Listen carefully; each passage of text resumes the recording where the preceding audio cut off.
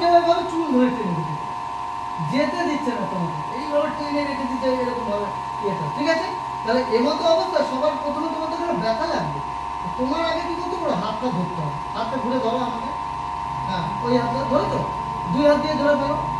এইবার তুমি এই দিক থেকে ঘুরপাক খাও, আমার দিকে তাকাও, হ্যাঁ নিচে হও, হ্যাঁ এইভাবে ও ধরে ফেলতে হবে।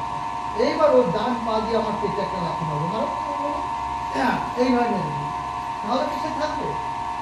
এবার ও ধরো আমাকে এরকম করছে, আমি দেখাচ্ছি, এবার এইটাকে আমি নিলাম, ঠিক এরকম করছে, এই যেরকম, তাহলে ওর হাতটা এরকম বেঁকে গেছে।